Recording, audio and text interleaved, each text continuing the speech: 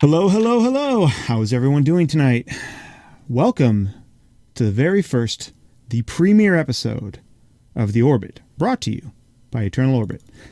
I'm your host, Azrael, joined by my co-hosts today, Mr. Rude Clouds. Okay. And Mr. Exiles Rhythm. How are you guys doing today? I'm doing fantastic. Thank you very much for asking, Az. How about yourself? I'm doing well. I'm excited to get this started. I'm so hyped for this. I've wanted to do something like this with you guys literally since we started talking about forming a team way back in, what was it, August? So here we are. But just in case, because we are planning on making this a VODcast and a podcast, for anybody that might be tuning in that doesn't know who we are, let's do a little round robin. Talk about who we are, where you can find us on Twitch and Twitter, and a little bit about our Hearthstone background. X, if you'd like to start us off. Sure.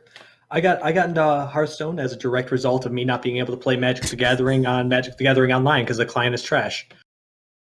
That's my heart. Oh, yeah. And so Not an ad. I started playing. Nothing ad. No, so I started playing seriously in April. I've hit Legend every season except for one, I think, and that might have been May. And currently sitting at 26 Legend. Bring me to Vegas, baby. Killing it this season already, hot and early. Mr. Rude Clouds. If X is hot and early, I'm cold and tired. I'm Rude Clouds, aka Eric. You can expect a lot of that if you come around my parts. Basically, I've been playing Hearthstone for over 4 years at this point, but didn't start getting more seriously into the climb until the past maybe 10, 11 months when I started streaming. Not exact same circumstances as X, but Legend every month, a lot of fun, really positive vibes, really strong community, a lot of cool people. So I feel super fortunate that I get to be part of this group of people, as that's Eternal Orbit, but also that I get to be part of this whole Twitch community where everyone's so incredibly kind and welcoming and friendly. Excellent. And I'm Azrael as it gets. I have sadly been playing Hearthstone since literally the first month of the closed beta, but I did not hit Legend for the first time until 3 months ago. But since then, I've hit it every month. So I'm finally getting not terrible.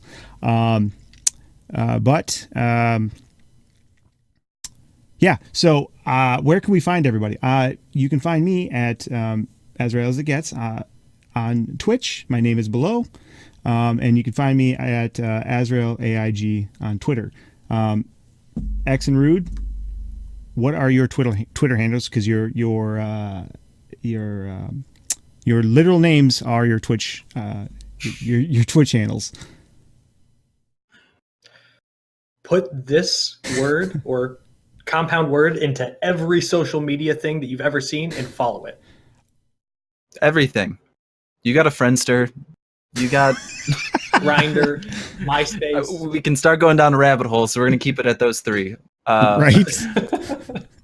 Exiles and I were both very mindful to pick usernames that were transferable upon pretty much any media site you could think of. So, I'm the exact same way.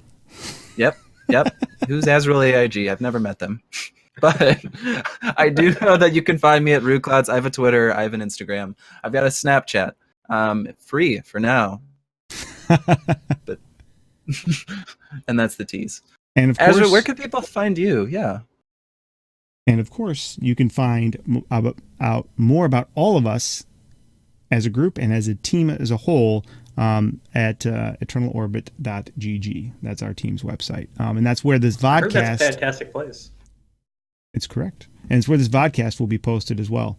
So now that you know who we are, where you can find us, and how you can follow us, let's get into today's show. We have a lot to discuss today. As anybody that follows Hearthstone is probably well aware, A, the expansion is right around the corner, and B, the rotation is coming with it. And there were some huge changes announced with the coming of the rotation. The Year of the Dragon is the new year that's coming out. A bunch of additional cards are getting Hall of Famed way early, a whole year early in the case of 7 or 8 of these cards. And then 3 classic cards. 3 classic and basic cards are getting the axe as well, which we'll get into here in a minute. First things first, let's talk about the Hall of Fame cards that are coming with rotation. We all know that the sets that are rotating out are Ungoro, Knights, and Catacombs, right? Exactly. I got those right, didn't I? Yeah, nailed it. Yeah. First try. Yes, I know basic Hearthstone knowledge. We all know that, but then in addition, they've made a tradition the last few years to Hall of Fame some cards. They're Hall of Fame a ton of them. So let's jump right into the cards that are the Hall of Fame cards, and we can kind of go out from there to the larger conversation. Is there anything you guys want to say before we get into the meat of the conversation about any of that stuff? I'm ready. Rest in peace, Evenlock. Well, Right. yeah, I feel like Exiles can't help but feel a little personally attacked in this nutty run that's been happening. Baku needed to go. Yeah. Yeah. Rest again. Well, Okay. I think is it fair to say that Baku was the more powerful of the 2 cards? Oh, by far. Overwhelmingly. I think so too. Would it have been weird if they had only Hall of Famed 1 card and not the other? Because I don't think anybody was really complaining about Gen, but everybody was like, Baku needs the axe. I mean, So, go yeah, for it. X. I would say just I think it would be weird. I think we're all in agreement that Baku is so overwhelmingly strong that like they had to touch it in some way, Mm-hmm. whether that was removing it from the game, whether that was rotating it, whatever it was going to be. But yeah, it's just interesting to think about the fact that because these 2 cards are so linked, that it would be weird to toss just one out and be like, okay, well, you've got like, you got your ex over in the room next door while your current girlfriend's right with you. Like, Right. you gotta apparently put them both in the same room by my analogy standards. That analogy. Is that a faux pas? Is that a faux pas? It's not a good sentence.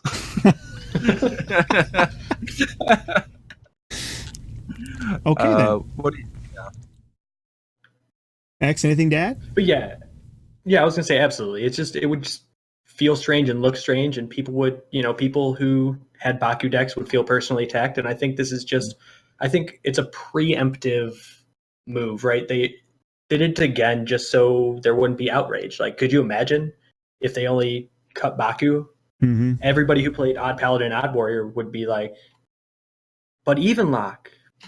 Yeah, Evenlock would probably be one of the dominant decks, right? Because that, especially in Evenlock, which we will get into more later, that's such a powerful effect in Evenlock to have that 1 mana tap. Yes. But we'll put the pause button on that conversation. Let's jump into talking about the Hall of Fame cards, and then we'll move on to the larger rotation discussion. So we're going to go over here to the board, and we're going to pop up the first couple cards that are getting nerfed. We're going to kind of talk about them in groups, if that's all right, and we can dwell on some more than the others. But the first 4 cards that are getting nerfed are probably, at least in my opinion, the most impactful cards, which are Naturalized, Divine Favor, Baku, and Gen. Before we go any further, that again is based on my opinion. X or Rude, do you disagree with me on those assessments? That those are the 4 most impactful of the cards getting Hall of Famed? I mean, from my own perspective, I think they're the 4 most expected by far, at least. Because I would say we'll get to Doomguard, but Doomguard wasn't on many people's radius as much as I think Leroy was. Mm-hmm. Right. Or at least expectations as far as like if they're going to cut a charge minion, they would most likely cut a neutral charge minion to get back on that, not necessarily jump on the Warlock. Right. From what I had been hearing. I do agree though, I think it's lined up pretty well. Those are definitely Naturalize. I'm sure people could see coming from a mile away, and Divine Favor's been on lists now for a good while. So I'm not surprised that these are the ones that you would consider. X? So they put they just nerfed the 2 of the most powerful cards in Hearthstone, or I mean Hall of Fame them. Mm-hmm. One of the most powerful things you can do is have an unconditional removal spell.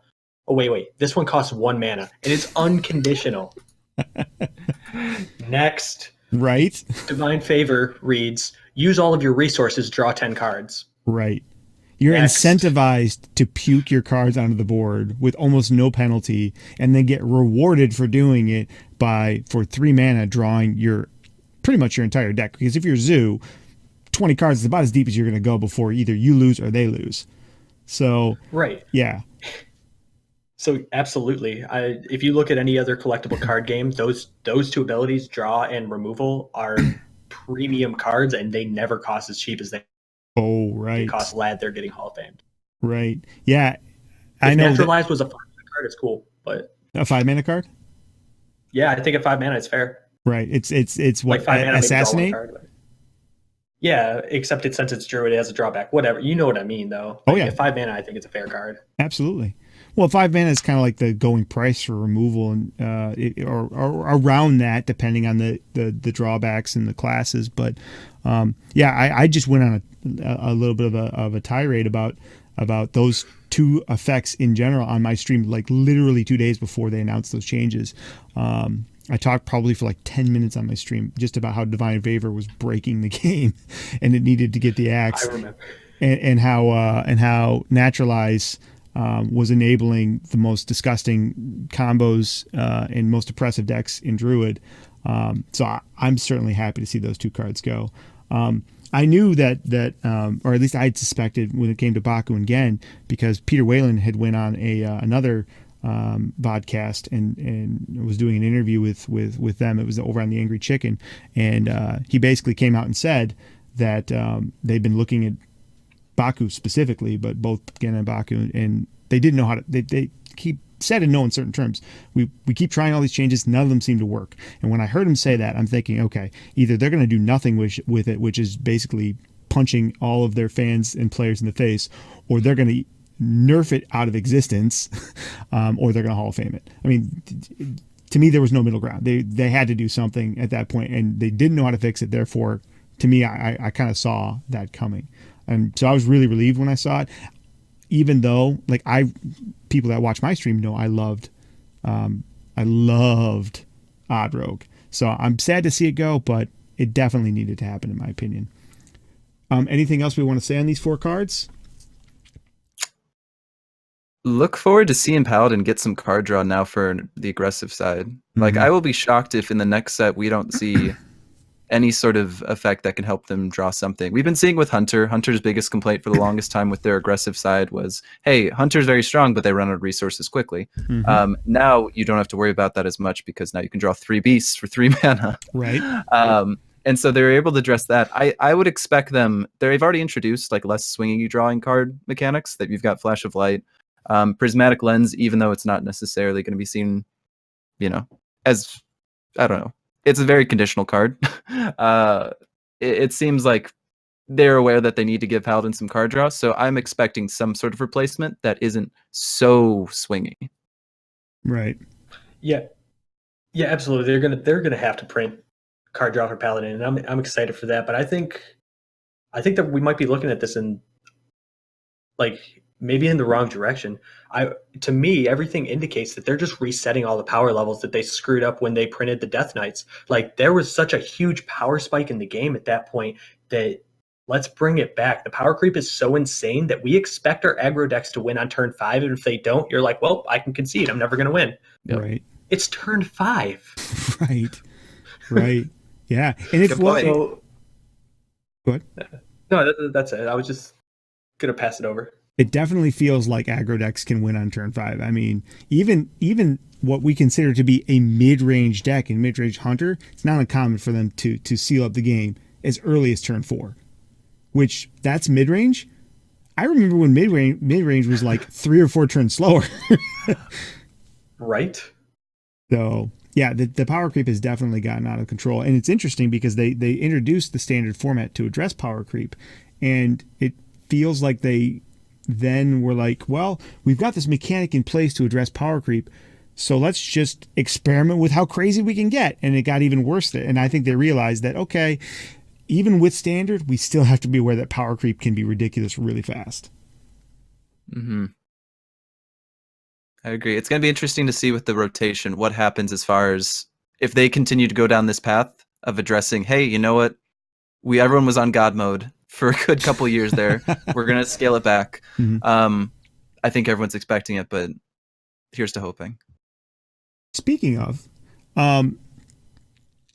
do you guys expect the next expansion to be, say, weaker than we've seen in the past?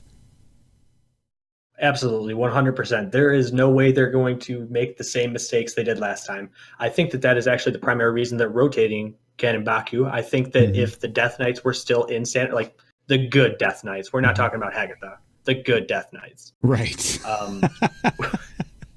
We're still in standard. They would have left Gen and Baku because Gen and Baku are the same power level as Death Knight Rex are. So right. Let's not get salty. Let's smile and ask Rude Clouds to talk. Yeah, no, I agree.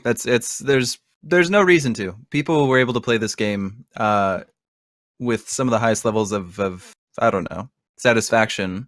And you really started seeing a downward slope once it became apparent of these matchups resulting in a win or loss so quickly, whether it's at the very start of the game when you see your opponent, or you don't draw what you need, like we were saying, by turn 4 or 5, then hey, it's game over. I'm not going to be able to catch up to this deck that now can summon or gain infinite amounts of armor or do an OTK on me without me being able to get past their wall.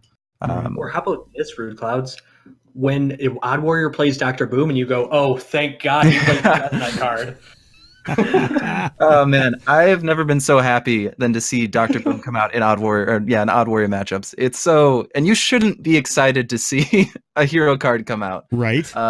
It should cause the exact opposite. You should be like, okay, now I need to get ready because they've upgraded themselves. Right. Instead, it's like, now I have an opportunity to win this game. Yeah, absolutely. And the spin-off question of that is, of my previous question is, are you guys happy with the pace of nerfs and changes that they're making? Like, not just with the Hall of Fame rotation, but we've seen, 3 sets of nerfs or adjustments in the last 2 or 3 months. Are you guys happy with that pace, or do you think it's too much, or is it not enough, or is it too little too late? Or are all these problems going to be fixed with the rotation? Sorry, I interrupted you there for a moment, but I think it's more like there's been 6 balance changes. There's been the 3 in the past month and a half or so, and then there was the balance change that was known as Witchwood, and then the balance change that was known as Boomsday, and then the balance change that was, right. Because like we're still on. It feels like we're still on Kobolds and Catacombs because the Death Knights and the quests and the Death Knights. Did I mention Deathstalker Rexar is a fair card? Best card in the meta. Yeah, no, I agree. I think it's really great to see Blizzard work at a pace of responsiveness to the meta faster than we've ever seen. There's never been a situation where things have been addressed so quickly and acknowledged so visibly. That kind of transparency just wasn't the core part. Like patches had a full set of being in standard where people were making a bigger noise about patches than a lot of the cards that have been touched. Right. And so to think that the design team is not only listening but addressing those concerns, I'd argue they still have places where they can improve, like anything. But I'd say one of the things I like a little bit less is them addressing cards before they need to. We saw things like Mana Worm get nerfed early because they said, hey, this card is expected to really outshine where it's at right now. And their whole reasoning was the fact that there's going to be cards that they want to design in the future that are being limited because of the fact that Mana Worm exists. And I think that's a circumstance where you can address a nerf like that as it's time to. You don't say, hey, we're going to jump ahead of this by 6 months. Instead, we're going to, be a little bit more mindful and wait until it's a little bit more applicable. But other than some misses here and there, I know people are upset that, or at least I've heard some people be upset that Priest wasn't touched by the most recent changes that happened. That I'm less concerned about, considering with rotation, Priest is going to be will be taken care of. They did acknowledge. Sorry, go ahead. No, I think just otherwise they've been knocking it out of the park. That's really the long and the short of it. It's been really promising to see, and I know it's brought a lot of optimism back to people who play Hearthstone, which is something that was lacking for a good while. Absolutely. They did acknowledge too that Priest burst was on the watch list still. It was on the short watch list. That Mind Blast was teetering close to the edge, and that Malygos along with it was in consideration for being addressed. And we can kind of talk about that a little bit more here in a minute. But I want to get back to the Hall of Fame cards real quick. But they didn't ignore Priest. They just said that they want to see how everything rotating out that makes them powerful affects that, specifically Shadow Visions. But let's move on to the remaining 5 cards, and I grouped these other 5 together. The first 2 that we're going to talk about, or the first 2 that are listed, are pretty impactful though, which are going to be the Doomguard here, Black Cat, and then Murkspark Eel to a lesser extent. Murkspark kind of lost a little bit of luster when they got rid of or when they nerfed Flame Tongue, but Doomguard leaving, like, that affects an entire archetype, and Black Cat less impactful because the Baku's leaving, but that effect was super effective in aggressive mage. What are you guys' thoughts on? Obviously, we know why the odd and even cards are leaving, but what are you guys' thoughts on these cards in general and Doomguard? Doomguard is a great card, and it was very well designed, and it is one of those cards I would love to see go into a rotating classic set. Ooh, a rotating classic set. Why don't you expand on that idea a little bit? That sounds interesting. Oh, this is something that I can't take credit for. The first time I heard the idea was Kibler. If you guys don't know, Kibler is an old school Magic the Gathering player turned Hearthstone streamer and a game designer. Fantastic dude. I don't want to plug him too much, but I used to be a huge fan of his. I'm still a huge fan of his. Followed him I was following while he was playing Magic. Right. That's actually how I learned about him. But I digress. He's kind of the originator of that idea, and it addresses a lot of issues like Doomguard being very flavorful, being a very fair card, but has interactions that could well be game breaking. So I think that it's cards like that that'll go into it, and perhaps the arena changes, #spoiler alert, might be a precursor or predecessor to a rotating classic set. Yep, I get it. I have an interesting theory on the Doomguard. I think the biggest reason they got rid of Doomguard is because I think they want to do more with Discard Warlock. I really do, and I think that Doomguard is too powerful in Discard Warlock because you get a 5-mana 7/7 or 5-mana 5/7 early, and you get to discard 2 cards. We already saw how powerful that can be just in the experimental versions of that deck. I'm expecting Discard Lock to get a lot of love in this next rotation, and I think that this was done as a preventative step because in their internal testing, they're like, with Doomguard is having like the same effect that Patches was having. It hyper accelerates what they want that to do, but at a much more reasonable pace. That's just a theory that I have because I had a feeling when I saw the last couple of sets and all the discard love that they were giving them that they kind of want the class identity thing to be with sacrifices, or in this case discarding is like the Warlock version of sacrificing in this game. So that's a theory. We'll see if I'm right, but thoughts on that, or am I out in the clouds here? The rude clouds. I'm right on board with you. I just say I'm right on board with you, my man. It's like Warlock in any, actually, in any game, not just in the World of Warcraft universe, but in any game, is famous for, if I want something, I have to give up. So I love it. Yeah, and I think it's fair too. I think it's important to keep all of these changes in mind as far as what they're planning on doing with the game going forward. That's the whole reason that you're obviously always aware of the power level that existing card has, but you also have to be aware of what it means for the future. Doomguard itself is interesting. I was not shocked to see a charge card leave. Like I said, I was expecting Leroy just because I think from Blizzard's perspective, they made it very clear that they don't like the design of charge cards. Rush, I think, was a great addition in general as a keyword and a flavor to work with. Right. But they just don't like having the game go that direction where, you see someone put in that kind of burst to get the final kill. They don't like that being the interactions that you have in Hearthstone. And I think especially when it comes to Doomguard, I can see them Like I can see them. I play a lot of Zulok, and I can understand why you look at a card like Doomguard and say, we don't like this because it's not.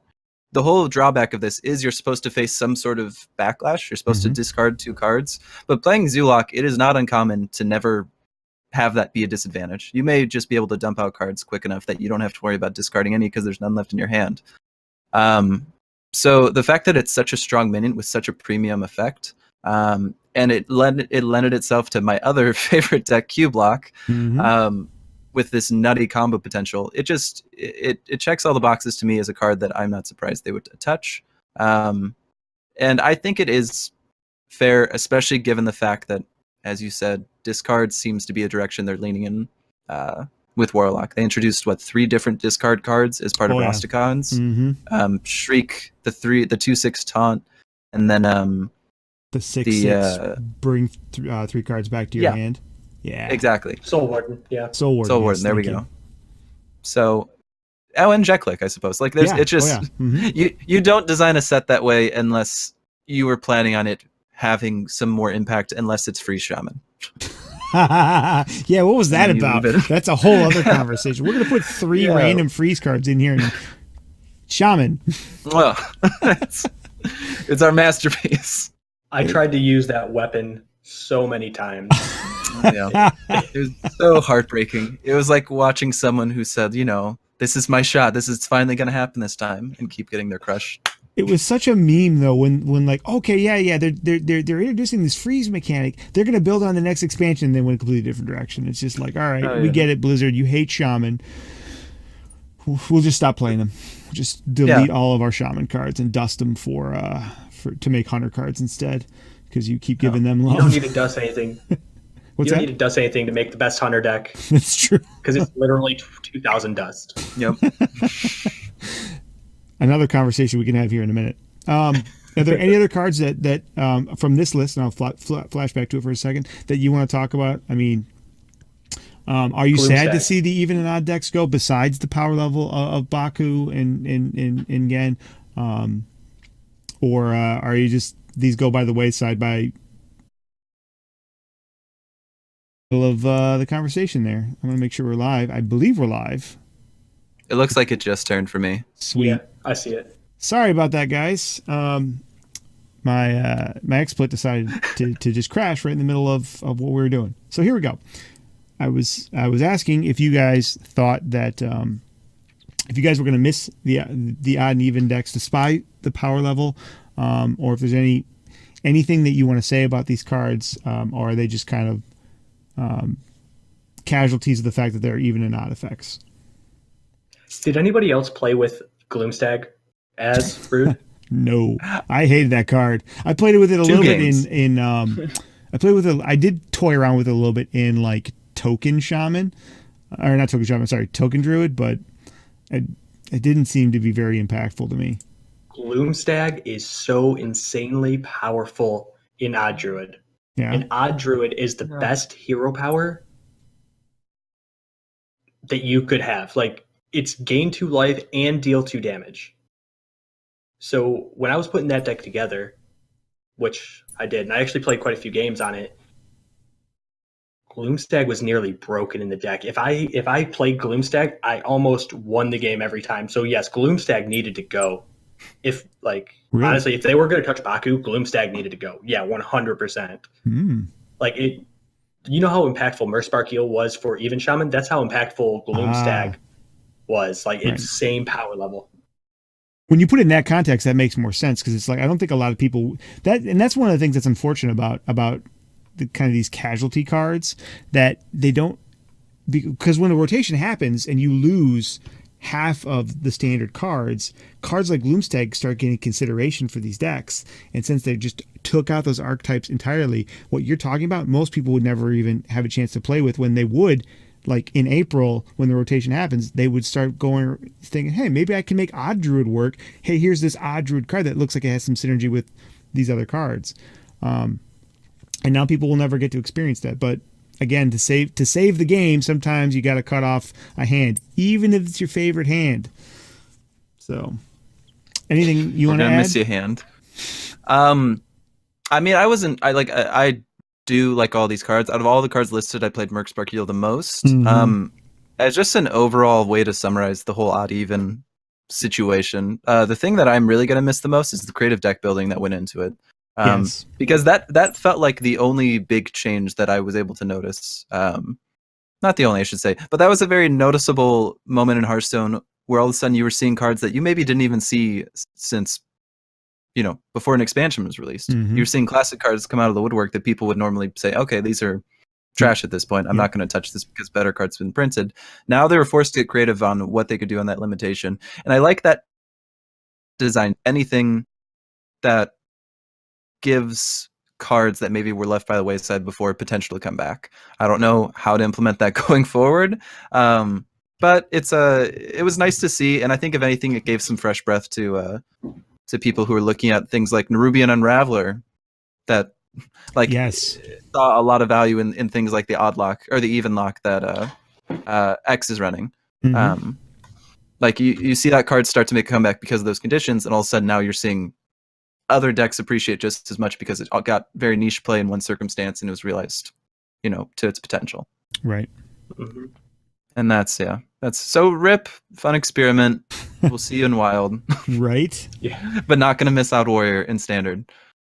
The funny thing is to see how viable they remain in Wild, right? Because those cards were so powerful. I bet you even odd cards are still played for years to come. Even Baku and Gen are played for years to come in Wild. Yeah, Wild's gonna get like ridiculous with those cards being still in them, especially as we keep adding all these crazy cards in the future. That I'm sure Blizzard can't wait to give us the next, Mechathune or whatever.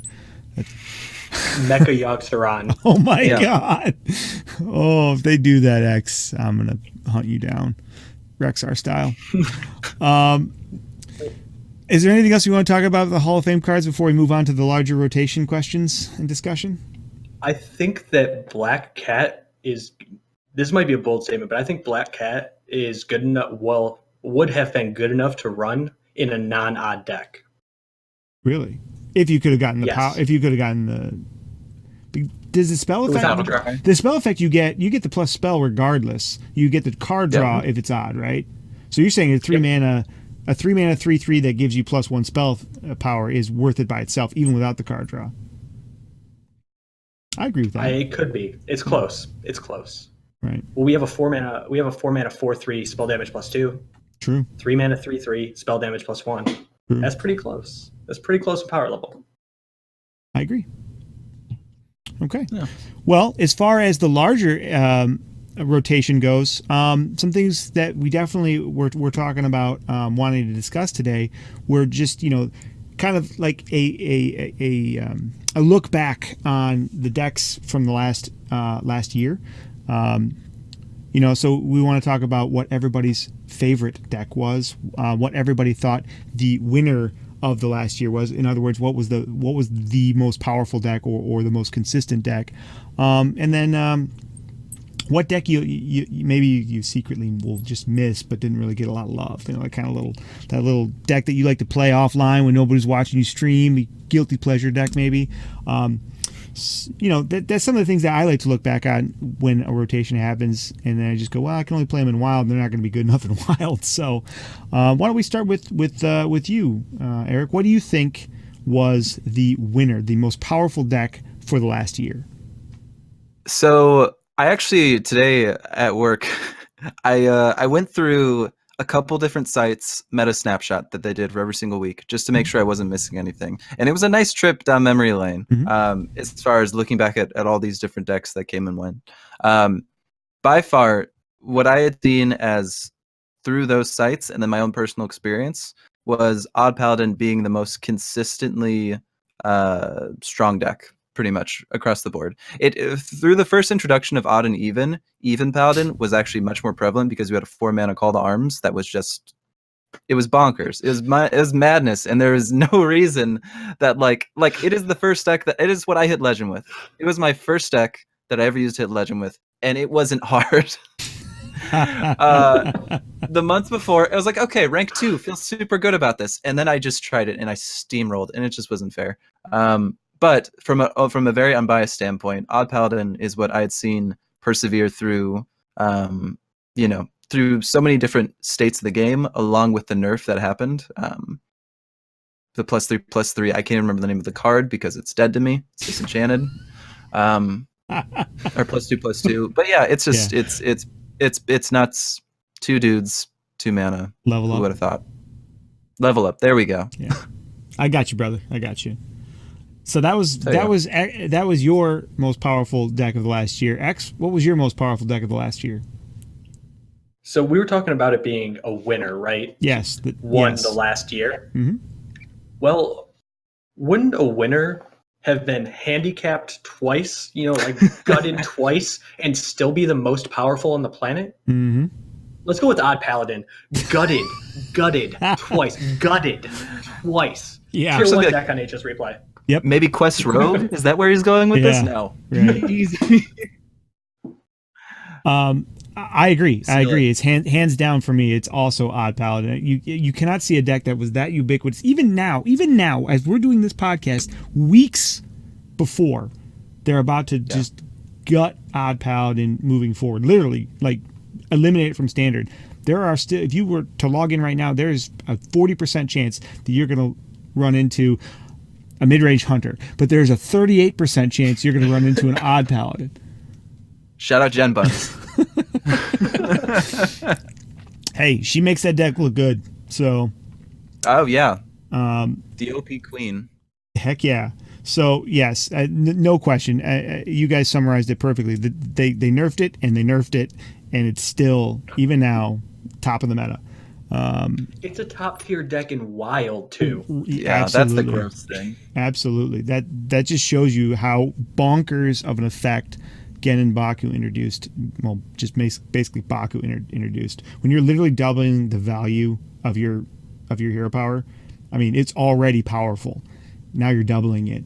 That's just insane. And when you can just like flood the board and have potentially 6 attack on the board by turn 2, that's ridiculous. So that's pretty strong and very consistent. So yeah, it won. What were your guys' favorite decks for the last year? X, let's start with you. Easy favorite, Even Lock. Easy favorite. I just had so much success with it, and I had I think it's the first deck that I really mastered. I now know what it means to master a deck. Mm-hmm. And thanks to Even Lock, I started putting out, all the deck guides. If I never would have learned a deck that in depth, I wouldn't have known what needs to go into that. Aside from that, offline, you totally could have caught me playing Togwaggle Druid, but don't tell anybody because I've cussed that deck out so many times. Oh my God, guys, we have it on film. He admits to it. True story. I loved every moment of it, and I have a really good win rate with it. X's guilty pleasure. He's like sitting there climbing up to legend with it offline, and he's just going, God, I hope nobody recognizes my username. God, I hope. Can they introduce a way to mask my username, please? Yeah. Eric, you? For me, honorable mention, this refers to Exiles as well. Honorable mention goes to Even Shaman. Or no, Odd Shaman. Odd Shaman. Sorry. Shaman? Get out of here. Odd Shaman. I know. Odd Overload, Spiteful Shaman. When I hit Legend, I think it was the second month I ever hit Legend, Exiles came up to me and said, hey, look at this deck. And it wasn't like he was like, this deck is good, but sometimes, when you're talking to X, they mean good in one way versus another. And sometimes they mean, hey, this can get you rank 28 Legend. And sometimes they mean, Eric, play this deck. I guarantee you will see 10,000 Legend. And I, lo and behold, was so happy about my rank at 10,300 or something. It was gross. It was really fun. But the real answer is far and away Q-Block. I know Zoo is something people have seen me play a lot of, but Q-Block was actually that deck that I played to rank 2 before I used Even Paladin to finish the deal for Legend the next month. It was really when I started streaming the most formative deck on getting a better idea of high-level Hearthstone. It's a ridiculous deck. When you can have a board full of 7 Doom Guards that you can summon on the same turn, and you just take them down, that's just That's a high that can only be matched by not facing Odd Warrior. So I think that it's super fun, and it hits all the right boxes for me as far as like getting experience with it, developing as a player with it, and then having a lot of fun play and learning some nuance with Warlock, which I didn't necessarily have before. I was very scared of discarding cards. I was very scared of doing damage to myself, and it helped me develop that side as well to get a better idea of how to go about all those mechanics. So Warlock's great for teaching you resources in the game of Hearthstone. Yeah. Say that again, because I think that was really important what you just said, X. I said Warlock is really good for teaching you resource management in Hearthstone. And we will get into that a little more. Another teaser for the for another segment of the show coming up. And Rude, was Odd Shaman, was that your guilty pleasure deck? Was that your like? Yeah. Okay. Yeah. All right. That's fair. I like how I had to preface it knowing that I would answer it later. When I put that deck together, I was expecting it to be trash, and then I played it, and I went 1-10. I was like, "This deck is amazing! I won 1 out of 11 games. Yeah. Let's show Eric." Look at all these elementals on the board that are eights. It happened once, and it's gotta work every time. You won like 2 games with it, which was beautiful. No, sorry, I Azrael, got good memories. What's about you, bud? I think you guys can all guess what my favorite deck of the last year was. I think it's pretty obvious. Spell Hunter. It's definitely Spell Hunter. I'm a part of my soul is going to die when that deck leaves the meta. I love that deck. It's just fun to play. I literally played probably 2,000 games with that deck between NA and EU, and I'm proud of every one of them. I feel very comfortable with that deck. It's the deck that I've hit Legend with 2 out of my 3 times. Interestingly enough, the deck that I hit Legend with the first time was my guilty pleasure deck for a long time. It was the deck that brought me back to Hearthstone in a more aggressive way. So I've been playing, like I said at the start of the show, I've been playing for 5.5 years. I played about 2.5 years, pretty like try hard. Then I kind of like stepped back into like a semi-casual role for a while and just kind of played a lot, but not nearly as much, and didn't really care about trying to rank up or chase Legend or whatever. But when Witchwood came out and I saw what they were doing with Hunter, I got really excited for the idea of a Recruit Hunter. And I was playing Recruit Hunter really, really early on when nobody else was playing it. And I wasn't good with it because I sucked back then even more than I do now. But I really loved the idea of just like cheating out just some huge dinosaur and smashing them in the face. And when I came back and I started playing again, I rode a Recruit Hunter of my own design, which was lackluster at best, but I rode it back to rank 5 again for the first time in like I said, 2 years of not trying. And that really kind of jump started my love of the game again. And then I got away from that because I fell in love with Spell Hunter as a result of experimenting with Hunter. And then in December, I think it was Boxblind was like, I was real close. I was like rank 1, like 3 stars or something like that. And I was having trouble breaking into Legend. Boxblind was like, hey, play this Recruit Hunter deck. And I was like, sweet. And I went like 20-2 to Legend with it, and sealed the deal. So that's my guilty pleasure deck. For a lot of reasons, sentimental reasons, and not just because it's the first deck I hit Legend with, but also because it's the deck that brought me back to Hearthstone, and it's like so dirty it's a little different than Death Rattle Hunter because it's just so dirty, and like people think you're playing Death Rattle Hunter until you summon like with the Doom Guards, until you summon 3 King Crushes and just smash them in the face, and they're just like, what the F just happened? I loved it. I would laugh so hard every time I would do that. So that's my guilty pleasure deck. And, of course, Spell Hunter is my favorite deck.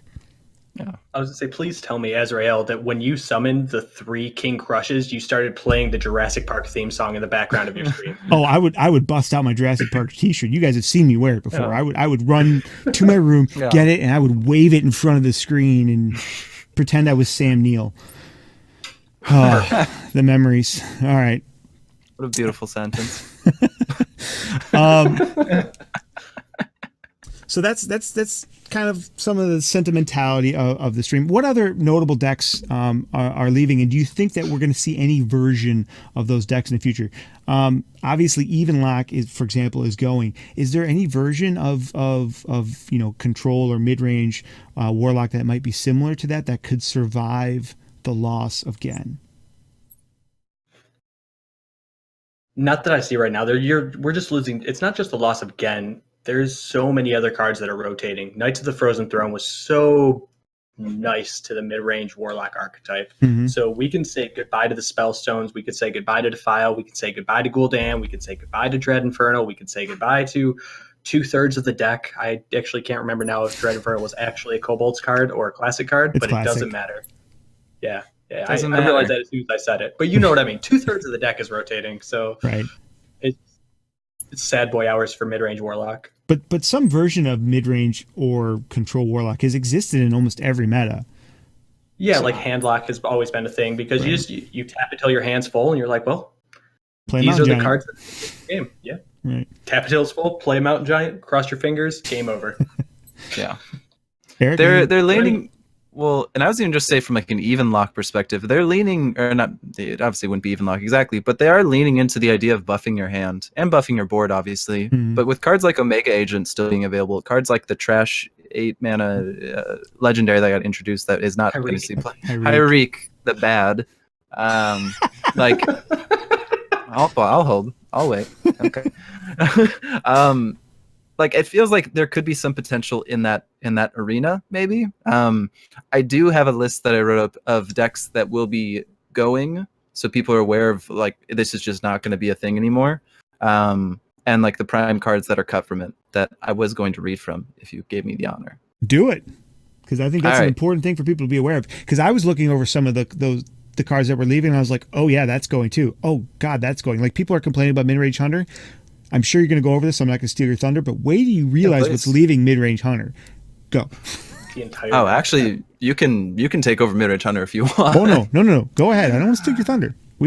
Well, because I will say, I know first off, Priest is something that has been super prevalent that people are aware of. Wall Priest is pretty much being gutted. Wall Priest, and you can argue any deck that is Priest-based that runs any sort of Resurrection tools is being gutted because both Eternal Servitude and Shadow Essence are both rotating out, which one of them allows you to pull a card from your deck and make it a 5/5. The other one allows you to summon a minion that has died in the game. And those are some key fundamental cards that allow you to cheat out things like a Witchwood Grizzly at full health, allows you to cheat out, like all these huge threats that should not be out that early. So you're losing those cards. Along with Priest, you're losing Radiant Elemental, Shadow Visions, their Spellstone, another Resurrect effect, and Psychic Scream, which I keep forgetting until that's huge. That's huge. People were so excited to see Mass Hysteria because it was like finally we're able to plug this hole of mid-game where Priest has struggled by just dying before they can mount their real presence in the game. You've added Mass Hysteria, but now you're taking away Psychic Scream. It's wild. So say goodbye to some priests for a little bit at least. Togwaggle Druid, probably self-explanatory what's rotating. You'll see Cube Warlock, which I'm super sad about, but I think is very fair because the deck is busted when it works well, and it's hilarious even when it doesn't. You lose things like the Cube, the Weapon, Void Lords are going, Doomguard's obviously going as well, Dark Pact, Cube. Secret Hunter, you're losing Spellstone. Spell Hunter, you're losing To My Side and Rockdawar. Stop. Just stop. I know. I'm so sorry. As I was looking at this, I'm like, I really want them to continue Spell Hunter in some vein, though, because it's such a special thing. A no spell or no minion deck is like, I think that's worth preserving in some capacity, and rewarding. Preach it. Preach it, brother. I'm gonna try my best. I'm holding the sermon. And then you've got Egg Hunter. You're losing Devilsaur Egg, Terrascale Stalker, Play Dead, Stitch Tracker, Katharina Winterwisp. Malagos Rogue, you're losing your Kobold Illusionist. As far as the OTK Paladin that relies on Uther, the Death Knight, that's rotating. And then Fatigue Warrior, thank God, because one night when I was trying to go to bed before work, it was like 3 a.m., 4 a.m. I'm like, I'm just going to watch one game of what is happening on Play Hearthstone. And it was a Fatigue Warrior matchup that went to turn limit, and they had to do the game again. Oh, no. Can you imagine a specialist format with Dead Man's Hand Warrior? It's worse than Odd Warrior, because Odd Warrior games have to end somehow. True. So yeah, those were the highlights. But I want you to point out the hunter because actually, aside from the crackling razor maw, what are some other highlights? Dire Mole. I don't know. Oh, Dire Mole is actually a very good point. Candle and, shot. Yep, and Rexar candle shot. I mean, that's like their entire first 6 turns right there. Like, flanking strike is that Witchwood? Flanking strike is or is that Kobolds? I think it's Kobolds, isn't it? I think it's Kobolds. It's probably Kobolds. I'm pretty sure it's Kobolds. But even if it's not, I think it is. But if it is, that's like literally their first 6 turns. And if it's not, that's one card that's, isn't enough to save what mid-range hunters. They're gonna have to pump a lot of tools in, and if they just reload one of the most pervasive decks of the last 3 months, when people are already upset about it, all of the good that you're doing, as much as I love Hunter, these days, all of the good you're doing with the changes you're making are going to go right out the window because it's just going to become the new cancer deck. Because let's face it, giving them a 1 mana 1/1 with rush that summons that gives you another 1 mana 1/1 with rush, is bonkers. That, like, how do you fix that card? Because that card is what's enabling the craziness that's going on right now. How do you fix that card without turning it into a 2 mana 1/1, which just basically Scavenging Hyena is rotating. Yeah. I wish. So, I mean, honestly, here's what is it not? I thought Scavenging Hyena. No, that's classic. Is that classic? That's classic. Scavenging Hyena is not it's not the problem, though. It's not that card wasn't a problem for how many years? Hasn't been a problem since Face Hunter back in before the nerf to Starving Buzzard. That was the last time that card was a problem. That card's a problem because Lynx exists. That's why it's a problem. It wasn't a problem before Lynx existed. I would argue it the other way around personally, but I mean, I definitely see your point. By all means, extrapolate, expand. Go ahead. I know what it means. Thanks. No, absolutely. So, I think it's really good for Hunter to have early mechanics that allow them to get to the board in a meaningful way. However, giving them powerful beasts is never going to be the answer because they want to be able to buff their beasts. So if you give them 1/1s on 1, 2/2s on 2, 3/3s on 3, these are things that we're seeing and that are seeing play, then I think that is the direction they want to go, and then they have synergy with each other. It's just an easy archetype to build. But again, if it wasn't for Spring Paw, Scavenging Hyena would still be a card in the pack. The bigger thing, actually, let me turn it over to a point I wanted to make encompassing everything that we were just talking about. We're still on Kobolds and Catacombs. I said this earlier, like every single standard deck is going to rotate. Broodcloud's made a really good point. Every single standard deck is going to rotate because they're all based off cards from Knights of the Frozen Throne. Mm-hmm. It's tough. It's like we've been on the DLC for Kobolds and Catacombs, right? Or for Knights of the Frozen Throne for a minute. It's been a point version. Change. Yeah, exactly. Yeah, exactly. Okay. Anything else to add to this segment before we move on? Super excited for rotation. This is my first official full-on. Like, this is the biggest rotation that's ever happened, considering the amount of things that we have 6 current expansions available, and then we're cutting it in half. Mm-hmm. Like, it's just going to be a lot of fun to do the testing phase at this point. I agree. That's my favorite part, is that first 2 weeks of a brand new rotation. Yeah. What are you thinking, X?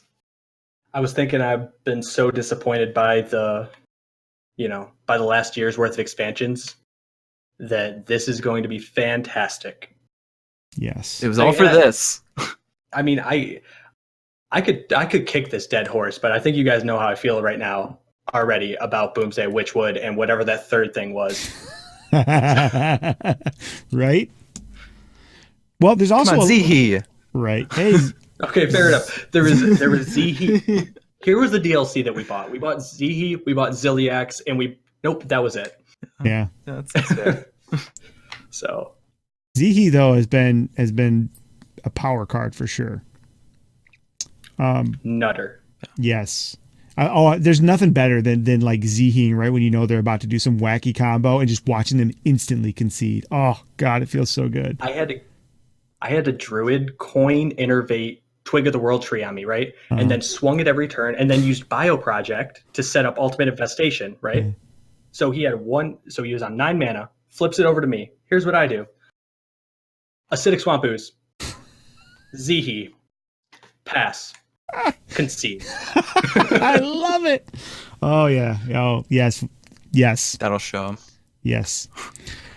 But rotation of cards in an introduction of a new expansion isn't the only thing that's happening come Year of the Dragon. There are a ton of changes happening outside of that. There's quite a bit of stuff that they have announced around the new year. I'll just go over a few things briefly, and then you guys can expand on them as well. We've got random card backs that are being enabled. We've got a smarter deck builder. We've got wins that are counting outside of Arena. We've got all kinds of stuff that's coming out. So why don't we just bounce around and talk about some of our thoughts on some of these other things that they've announced. For me, one of the things I'm most interested in is the changes to Arena, because I think it's really, really exciting. I really like the idea of having that rotating pool. That's something I'm looking forward to. But before I say anything more, X and Rude, why don't you share your thoughts on some of those other changes that are coming? The first thing I want to talk about is the solo player content. Mm-hmm. Not just because I love the solo player content. They knocked it out of the park with the Rumble Run. They knocked it out of the park with the Monster Hunt. But because I have somewhere to spend my gold. I'm a streamer. I get my 100 gold every day, and I get my daily. And I get them on multiple servers. Please give me someplace to spend my gold. Yeah. Well, we found it. And not to mention, there's going to it's so insane. There's so much. It's a nice callback to the old school where you have all the wings. You get unique. You're not going to end the best part. You're not getting any unique cards for it. Yes. So no cards are behind a paywall. Yes. Let's go. I agree. Yeah, it's funny saying that because that's a pro for us, but it's a con for a lot of people who otherwise have to rely on like the RNG of opening packs to get their cards. Yeah. Like the consistency of knowing, okay, all I have to do is spend this flat, whatever it is, $20, $40, unlock all the wings, beat the bosses, and hey, you know what? I'm set for the expansion. That is one thing I know people wish would return. I don't think we'll ever see that happen again, considering, card packs are they're a money. business. Yeah, exactly. That's literally, and like I don't think you can fault Blizzard for that as long as the quality of content that is being created due to the money being generated matches. I agree. I'm right there with X. I think from what I've heard, it's pretty much just, hey, if you've enjoyed the past single player content, imagine all of this pumped up exponentially. And that's the amount of effort we're putting into this debt. Like there's a reason that they really would highlight this. And it's because they're expecting it to be a quality product. So I'm excited about that. Honestly, I think I am, like Azrael, the most excited for the arena changes. It makes a lot of sense, and I think it helps throw a bone to a subset of players that are Hearthstone, that enjoy Hearthstone, but they're not standard, which is normally the one that's the golden child standard. Right. And everything else, the common community perception is that, and I would agree with it, that the rest of the modes aren't given as much priority attention as standard. You can argue why or why not, but the main point is that's kind of how at least I think most people see it. So knowing that, hey, not only are we getting attention, but I think like getting very like this is very favorable attention. This helps bring back people who maybe have had struggles like maintaining interest in the game. You've got a game mode that uses less cards than standard or wild, obviously, but you've got a very finite amount of resources that you can even choose from in your buckets when you pick arena decks. Knowing that that's going to be expanded or at least rotated, and so there's more variety to choose from, is I think a great idea. And then, like Azrael mentioned as well, like it's super exciting to know that that is something that Blizzard themselves want to implement and have the technology to implement, or at least are investing their time into doing so. Because what does that bode for the future of Hearthstone in general? So, it might. Do you think Go ahead. Do you think we're going to be able to use the random card backs in Arena? Ooh. Oh yeah. Yeah, I would think so. I've got to imagine. That'd be cool too. So you said,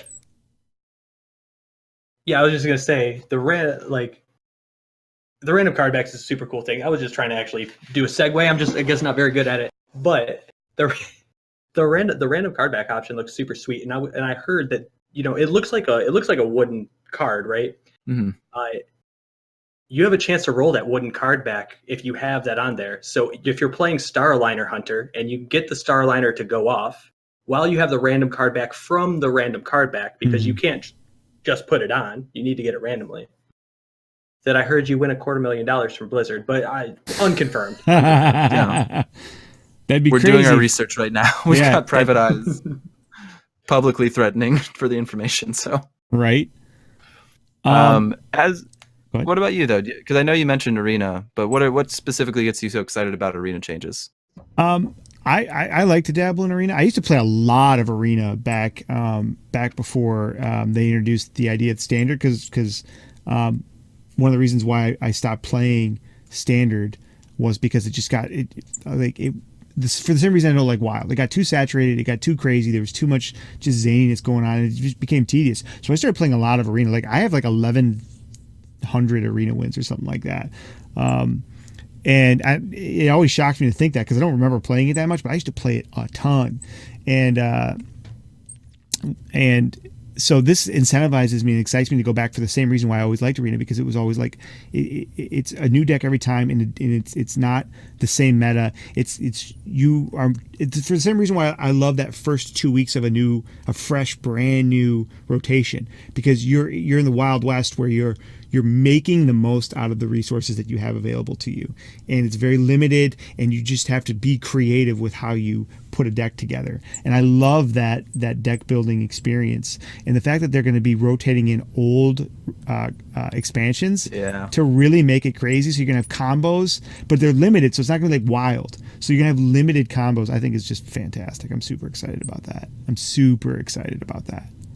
Can't wait. That's going to get me playing a lot more Arena, for sure. For good reason. Yeah. Is there anything else before we move on from the changes that are coming that you're excited for?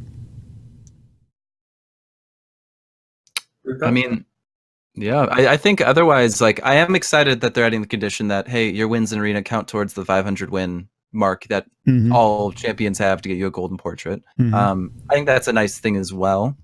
But yeah, it just seems like Blizzard's on the right track, and like that's very encouraging. Because I feel like, this has been the game that I've played for my like adult life, like post 17, 18-year-old Eric self. Right. This has been like the game for me. So to have it this excitement and this energy that, there's legs to this, and that things are going in the right direction, I think is just positive for all of us, especially as streamers. We do this every single day or every other day, or this is our schedule. And so knowing that you're investing your time and yourself into something that is so promising makes me super happy. I agree. Is there anything that you would have liked to have seen with the rotation? Cards that you would have liked to seen rotated, or maybe additions or changes to the game itself that didn't happen that you would have liked to have seen? Yeah, I wish they would have rotated Priest. All of Priest. It was rumored. The class as a whole. And they just, if you selected Priest, it would automatically bring you to Wild. I like it. You just click on the start button. It says, sorry, you must change game mode. They no swap standard out cards available for this class. Yeah, that'd be beautiful. For me, very legitimately, this honestly, I'm not at the point where this would actually affect me in a serious way, but I think they should add back offline mode.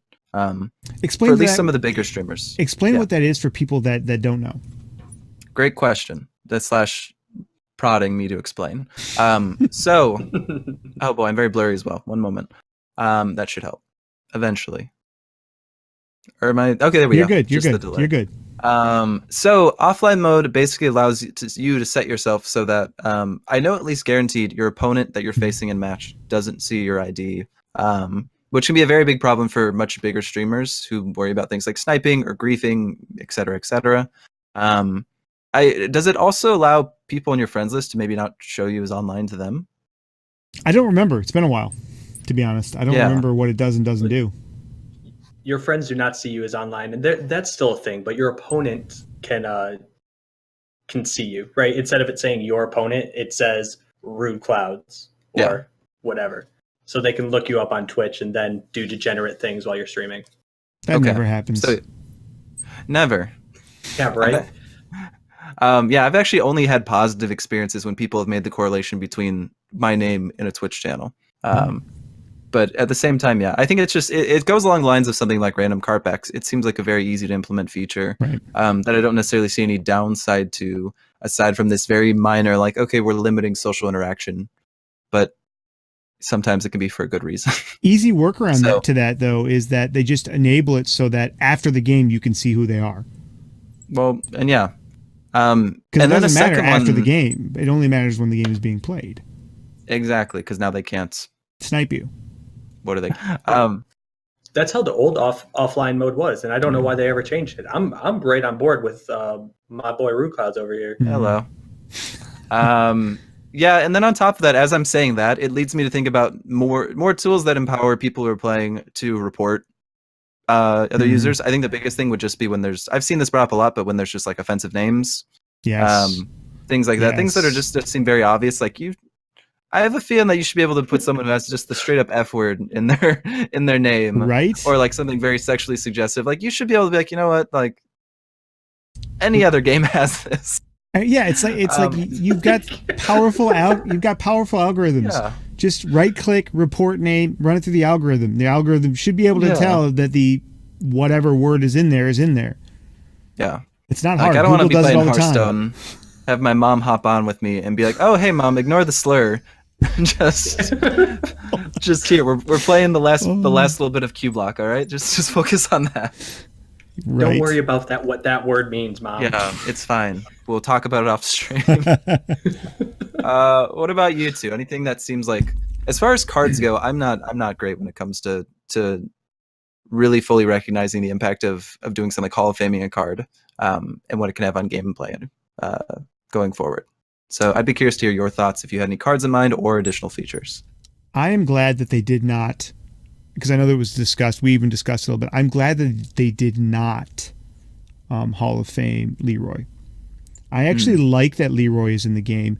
Leroy gives people, everybody. It's fair because everybody can use it. Like anybody can put it in their deck. All it is, it's like the what is it, the Metal Rager, Molten Rager, whatever, the 4-mana 5/1 rush. It's basically free removal or free damage to the face. It's a neutral fireball with a downside, a pretty big downside at that. Yes, it closes out a lot of games. Yes, there are crazy things that people can do with it, but all it does is really make decks that are aggressive more aggressive, but it also gives other decks another tool in their kit. Most people don't use it, but it's there for a reason. But because it's neutral and anybody can use it, I'm fine with it. I don't think it enables super broken stuff because they've nerfed it away from that. You can't do, the Leroy, Shadow Step Leroy, with Cold Bloods in there for 87 damage combo anymore. So I'm actually glad that they didn't do that. I think, I do agree with a little bit of their nerfing philosophy and their rotating philosophy. It's better to be safe than sorry, because you can't really unnerf something, or you can, like they did with Molten Giant, but it's very difficult to do it and have it be acceptable, right? So I would rather have them be like, okay, well, let's get into a new rotation and see if it's still a problem before we nerf it. So I'm glad that they didn't nerf that one. Just to throw my thoughts in on that one, because I didn't really have a way to do that in the previous conversation without derailing it. As far as things that I would have liked to see in that, I'm really a fan of tournament mode. I really wish they would get on some sort of in-game tournament client. I really do.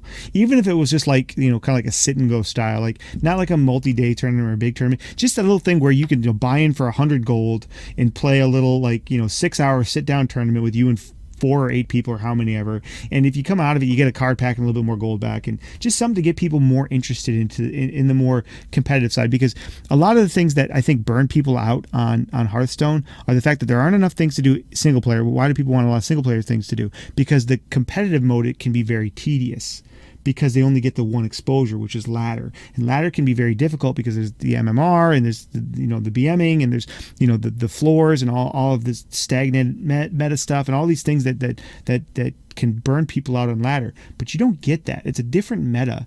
It's a different gameplay experience in tournament mode. So I think if they introduced a tournament mode, even a small limited one, to give people another way to play the game and show them why they want to watch all of these professional streams or all these professional league streams about, HCT and all these things that feature this stuff, because they would then understand why that version is so much more fun than ladder, because it's not the same experience. The decks that I play in the Hearthstone league that I'm in are different than the ones that I play consistently on ladder because it's a different it's a different experience. So that's my little bit on that. X, anything for you?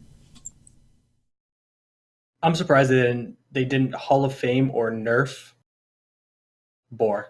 Honestly, the 1-mana 1/1 charge don't touch Boar. Yeah. Because if you want to talk about a card that can enable insane combos, it's a 1-mana 1/1 charge. So you have 9 mana to affect a minion that can hit face in one turn. I think that do you want to talk about limited design space? You need to make sure that 9 mana cannot turn a 1/1 into a 10/10. Right. Because a 10/10 charge for 10 mana is insanely good. Right. Like why aren't people using that with Dino Size?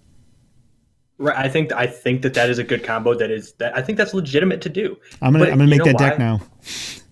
Spiteful Dino Size charge priest or charge paladin. I'm just imagining this 10/10 board charging into a gastropod, and that's all. That's the loop that's happening. Way to poop on my dream. But you know what I mean, though. Yeah, I do. Allow for some insane interactions. It's gonna go. It has to go, or it has to be nerfed to charge. Something's going to change with it. Yeah, change it to rush. Yeah. Well, within 6 months, I would be surprised if nothing happens to it within 6 months. Sure. It'll take. I'd be interested. I would take that bet. We have a bet, gentlemen. We'll discuss terms on the next episode. Yep. Yeah, if you win, you can eat the pine cone.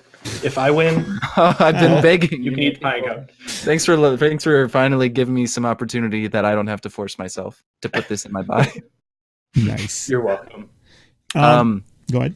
I was going to mention one additional point that once Azrael brought up tournament mode, one thing that now almost discourages me from that, unless it's considered a temporary partnership, is obviously Hearthstone Esports is teaming up with Battlefy pretty heavily to help influence their specialist, format tournaments and everything.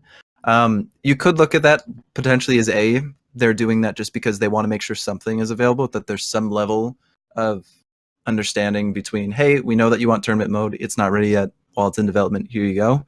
Or the way that I'm thinking about it now, you can look at it a little bit more pessimistically and think the fact that they all but said they were abandoning current development of what they were doing with tournament mode, with no real sign that they were going to be unpausing that anytime soon. Right. And you can see that it's sort of, this is the system that we're choosing to go with for the foreseeable future, right? As far as a substitute, which would be sad. It's good that you point that out there and crush my dreams, but it's still, I'm going to hold my breath and hold out hope because that's what I want to do. I crush your dreams and pine cones. So, or you're going to eat your pine cones and crush my dreams. That's how that's going to go. And just real quick before we move on to our last segment, any predictions on the inevitable theme of the announcement or theme of the expansion they're about to announce? You guys have any guesses? I had a guess, which was was thinking it might be Pandarian or Panda based, based on some of the stuff that some of the media they put out on the changes that they were making. I figured it was a long shot because it was probably misleading or wild goose chase images, but I put my money on that until I saw the teaser trailer, which clearly does not look like anything having to do with pandas, Mista Pandaria, or peaceful Zen monks. But that was my thought, which was crushed. So, do you guys have any ideas? Yeah, for it's funny because they keep they tease every expansion by showing that they've got 3 upcoming expansions for the year of whatever it is. So this year there's sort of an arcane / almost reminds me of the Boomsday sort of preview. You see like 3 little panels, and the first one has like a pink arcane aura, a little bit of I think purple, and a little bit of gold. And so for that one, my thoughts were something along the lines of, people keep mentioning Dalaran, Kirin Tor, and there was a third one that I was going to mention that falls under it, but maybe some arcane themed whatever. And I think all those make sense, especially because one, they are going to be introducing a new hero card, most likely. We've been seeing it consistently with each expansion. I think if you go towards an arcane direction, you're going to see a mage hero card come out, which seems like it's on time. And I think it'd be a fun way to go into some sort of magic based system. Last time we saw anything that seemed a little bit more like Magic influence was maybe Karzan, and who didn't love Karzan? Right. And so yeah, I think though the teaser for the second image looks a lot like Mist of Pandaria though. Yeah. That they show on there. My thought for the actual video that they released, which is like the troll from Whispers of the Old Gods. Yeah. People have mentioned that maybe that's just teasing the arena rotation, the thing that's happening every 2 months, and they're saying that the they're old bringing gods back. Yeah, and like that's one way to say like, hey, we've got this. They showed kobolds and catacombs, like a candle reference in the teaser. Like that could just be a way to tease that, which would be an awkward way for your first real video of the rotation to involve arena. But hey, arena's cool. It's a mode. Yeah, right. X, any those thoughts? Are my thoughts. Yeah, so I've listened to a lot of people say a lot of things about the rotation and the guess and all the speculation, which is a lot of fun. Not generally my neck of the woods, though. The only thing that I've been able to come up with is after listening to everybody talk is we have, and I said it earlier, we have Mechathune. I think that Mecha Yogg-Saron's coming, and I think that it's going to be a card that changes your hero power to 2 mana, cast a random spell on a random target. Oh my God! Please no. Please, so it's random Rexar. Oh, it's funny. It's a 7 mana card that says change your hero power to pog out with your dogs out. Yeah. Oh my God. All this goodwill just lost with the printing of a single card. I know. And then in Wild, you can play it with Blackwalled Pixie and then Love Your Life. And oh yeah. Okay. Gross. Just gross. Finally, today we wanted to talk about X's experiences with Evenlock. You mentioned it earlier, he's had a lot of success with it. He is certainly a master of that deck. If you go to eternalorbit.gg and read the deck guide that he just posted, it is a fantastic read. Even if you have no interest in playing Evenlock, even if you think it's leaving the meta in just a few weeks, seriously go read it, because he talks about a lot of concepts in there about the kind of the macro concepts of how to just be a good Hearthstone player. It's a good read. It's like 4 or 5 pages. It doesn't take long to read it. It's very, very informative. And we wanted to take a minute to just kind of talk about that deck, why he took the time to write an article on it, and why he believes it's one of the strongest decks of the last year. So with that, X, tell us about your deck. Yeah. So Evenlock has been one of my favorite archetypes for a 12-year-old humor brain since Witchwood was released, right? And it's because it gives you the ability to draw your entire deck, essentially. By the time you play a card, you've already seen 10 of the 30 cards in your deck. So you're able to craft your path to victory based on, by turn 3. You know how you're going to win the game. You know what the final turn looks like on turn 3, which is super important. However, you have to be able to identify that. So that's what makes this deck that and the fact that you have multiple different resources that you're using in addition to your typical resources, which are just cards and mana. It just makes for so many decision points in this deck. So if you're a master of this deck, you can win nearly any matchup, nearly regardless of what the opponent does. Like, you can put yourself in such a good spot. Mm-hmm. And that's what I like about it. You just always have the opportunity to find and make a line of play. I could fawn over this deck and say millions and millions of words about it, but I love watching you fawn over this deck, because it reminds me of the excitement that we were all talking about our favorite decks earlier. You genuinely express enjoyment in playing, and that's one of the things that's nice, because a lot of times, especially people that play it as streamers but just play it, semi-competitively or seriously, even offline, just they like to do as well as they can. We just play whatever we think is strong or whatever we think is good at, and we lose that love of having a fun deck to play with. And if you can get that kind of spark for a deck, I think that's awesome. So how high did the deck take you this season, and how fast did you get there? I know you hit Legend super quick this season. Was it like on the second day or third day of the season? Yeah, I hit Legend on the second. So I was sick, so I didn't stream on the first, and I played a little bit of Hearthstone, and I I don't know. I think I made it to rank 2. No. Actually, on the first, I made it to rank 1, and I thought I was going to have a day 1 legend, but I ended up falling back to 4. Then on the second, I just Feels basically great, man. on the second, I ended up going like 17-2 to legend or something with it. Broke into legend at like 30 or something, 28, I think. Mm-hmm. And then just been playing in top 100 legend for the past few days. I hit rank 26 today. Nice. Is that your highest ever? Yes, it is. Congratulations. Before this season, I think my highest was like 120 or something. I have the screenshot elsewhere. Right. But it basically left my mind as soon as I saw the little, was it an octagon? Yeah. A nonagon with a double-digit number. Double-digit numbers. That had to be a great feeling. Especially since I want to go to Vegas. Bring me to Vegas, baby. That's the change we did not talk about. Yeah. Oh, yeah. With the Year of the Dragon. Mm-hmm. I want to qualify for the Masters. It's no secret. I've been talking about it on my stream. I've been talking about it to you guys in the top secret Eternal Orb meetings that nobody else knows about. What meeting? Shut your mouth. The eating maze? So, I don't know about those.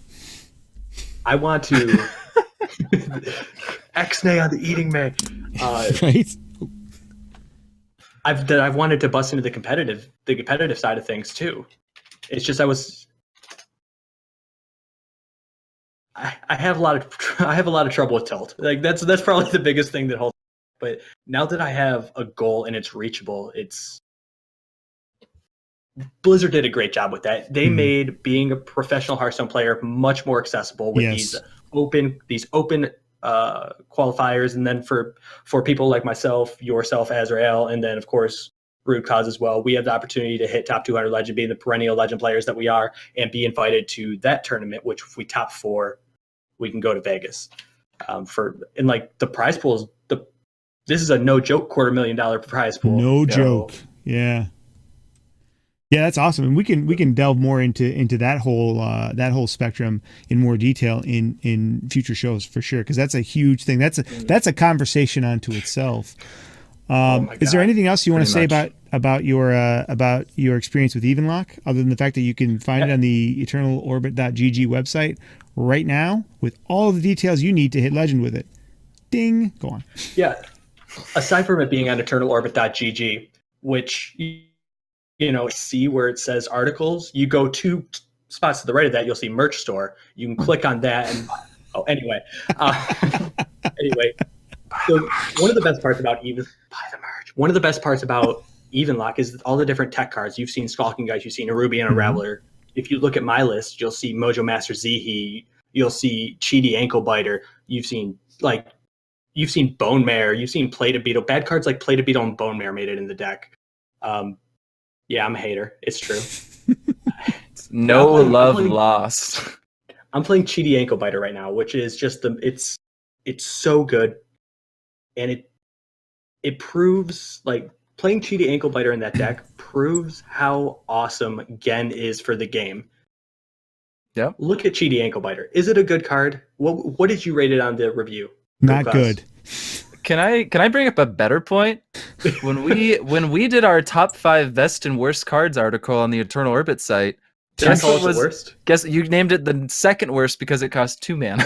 Touche, Rude Clouds. Can we get some rudes in chat, please? We roasted it. We roasted it hardcore in the card review. It was garbage. No, absolutely we did.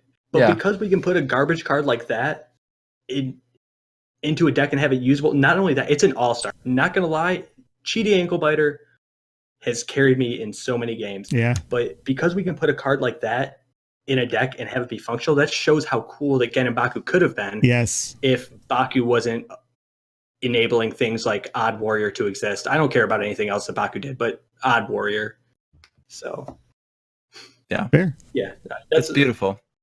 I could talk more about Evenlock, but check out his stream. You can also just. He talks about it a lot on his stream. Also, 2,000 followers, Cheaty Ankle Biter cosplay by X-Styles. Oh, yes! That's got to happen now. You got it. We got it on tape, guys. It's going to happen. 2,000 followers. Let's go.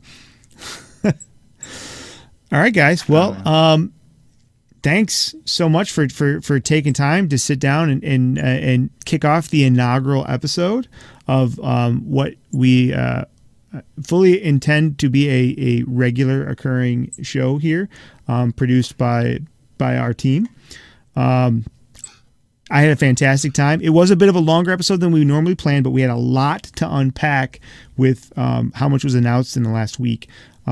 So sorry that it went a little bit longer than we would have liked to, but we wanted to let it be organic and to not have to shut down any of the conversations that would come out of all of the things that we had discussed. And we still skipped stuff that we wanted to talk about. So thank you so much for being here. Rude Clouds and Exiles for co-hosting, and to the members of the audience for sitting down and exploring this up and coming excitement with us. Guys, before we go though, what do we have coming up for us as individuals and us as a team? I know most of us stream every day, or most weekdays. You can check out our schedules, but we have some team events that are coming up here in the next couple of weeks. Eric, if you want to talk about some of those, just to get the word out a little bit. I would love to. So everyone here is probably watching because at least they can stand card games, or else I'm so confused. But if you like card games and you like seeing a bunch of good friends gather around together and shoot the breeze and have a lot of fun, we are going to do our first poker night for Eternal Orbit. We're actually all super stoked about this because it's going to be really interesting to see the thought processes that are like, is that the right way? Processes? Sure. Let's say it is. It's going to be really interesting to see what I like to refer to as the TPs that people have in Hearthstone carry over naturally, like if they naturally carry over to poker. And just like dropping pine cones on your table. I don't know. It's going to be a lot of fun. We've got some special guests who will be there. More information to follow, but you can expect to see that. Should I give the exact date? You can give it with an asterisk, but yes. Okay. Asterisk DAC date would be March 23rd. We're Saturday, all super excited. March 23rd. Exactly. Great on the date as well. Jeez. And yeah, so we're all super excited. It's going to be a lot of fun. We will have more updates to come as far as what you can expect. Awesome. Yeah. Awesome. Anything else for the website as well? Website updates. We do have a couple interesting, like really interesting articles that are coming up that are in develop right now. An article from someone who has not written an article yet is going to be generated, which I only just has started discussion recently. So exciting things on that end. We're going to also be archiving, as Azrael mentioned, all of our the Orbit podcasts on the website as well. So if anyone wants to go back or misses one, you'll have an opportunity to see that on our site as well. Excellent. X, anything to add? Buy the merch. Oh, there's merch on the website too. Apparently that's important. Is that important? Also, keep an eye and an ear out on the EO Twitter. That's the best way to keep in contact with us as a team. And keep an eye out for the next one of these podcasts. Like I said, our goal is eventually to do them every week. But certainly we're going to be ramping them up here with the rollout of the new expansion. I guessed that the new expansion would be announced today or tomorrow. I expect that to still happen. If not, then I'm wrong and it'll happen on Friday. But I think it's going to be the next couple of days here. They usually release that teaser, and as soon as that comes out, we're going to be hitting you guys with updates on the website and in these podcasts moving forward. So we're really excited with the opportunity to sit down and have these shows and talk about our love of this game and where we think it's going. So thank you again for being here. I'm Azrael. I appreciate you being here. X and Eric, do you want to say anything before we go?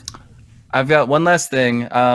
Anyone who's here, I know that a podcast, this is the first time we've ever done a podcast as Eternal Orbit.